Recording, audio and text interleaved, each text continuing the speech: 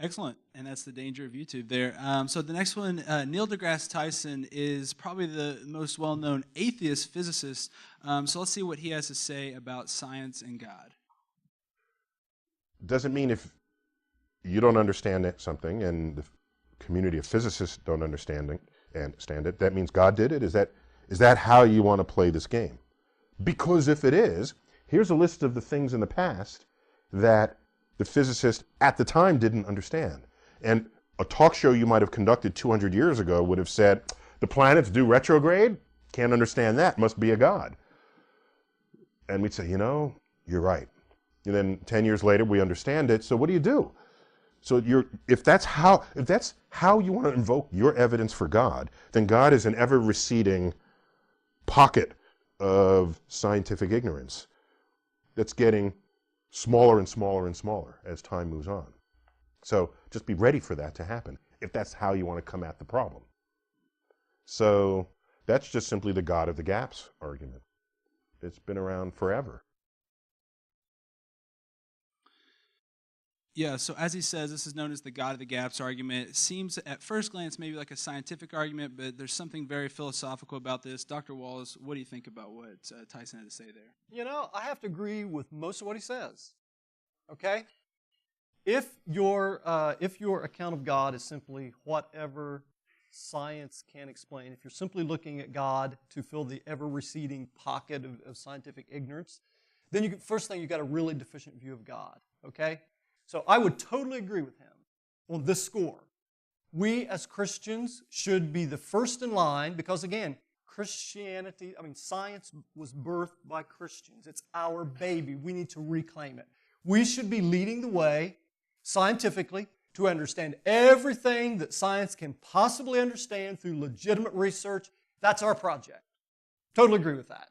All right. Now, here's a question. Once science does it all, suppose science was complete. And if you listen to the rest of this tape, played a segment of it, he says, the percentage of stuff we understand compared to the percentage of stuff we don't understand, the stuff we understand is far greater, okay? But let's suppose science was complete, had the great theory of everything. That's the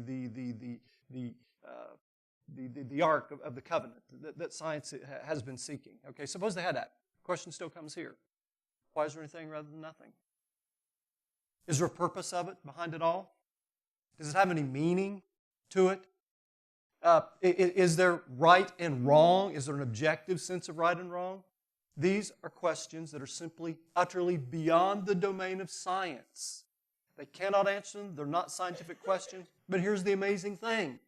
They are the most important questions of all. What's the point of life? Where are you going? Is there life after death? Okay? These are outside of the domain of science to answer. But just because science can't answer a question doesn't mean there's not an answer to be had.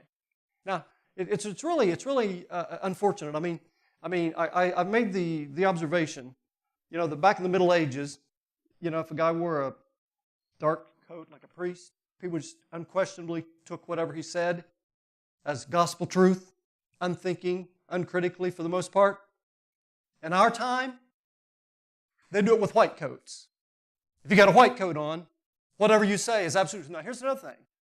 Scientists often go outside of the realm of their expertise and start talking philosophy, start talking meaning when they're out beyond their areas of expertise.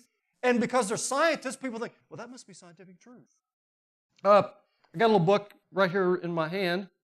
It's called God and Stephen Hawking by John Lennox, who is a great Christian intellectual. He's a mathematician at Oxford University. And he makes this point that Stephen Hawking, strays off into making all these vast scientific or philosophical claims, and the like, all the while saying philosophy is irrelevant, okay? You need to understand that not everything a scientist says is a scientific claim when they go beyond their realm of expertise. But again, the point I really want to emphasize is this. I'm not talking about a God of the gaps. I'm talking about a God that explains the whole show. The only reason there are any laws of nature at all, where are the laws of nature at all? Where did the laws come from? Why do the laws have the character they have? These are the questions, okay, that require an answer. And again, some of the most suggestive arguments for God's existence have nothing to do with what we don't understand. It's precisely what we do understand. Again, the Big Bang cosmology points very strongly to the idea of a creator.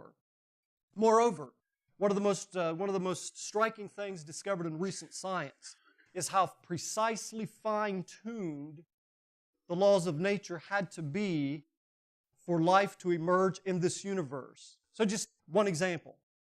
Take this vast universe, 15 billion light years across. A light year, you know how much that is, right? It's how far light travels in a year. Okay? So think about that. How far light travels, 15 billion years of light travel. The universe, that wide. Okay? Here's just one of these cosmological constants. If the force of gravity compared to the other three forces, strong force, weak force, and electromagnetism, varied. Okay, so imagine this string stretched clear across 15 billion light years. If it varied 1 inch left or right compared to the other three forces, life wouldn't be possible in this universe. Now, that's just one of the cosmological constants, one of these examples of fine-tuning. So again, the point I'm trying to make is this. It's not an appeal to what we don't understand. It's many of the things we do understand that point to a creator. And I'm totally with him. I have no interest in a God of the gaps either. Let science explain everything it can possibly explain. Still, at the end of the day, there are questions it cannot and, in principle, is simply incapable of answering, and they're the most important, interesting questions of all.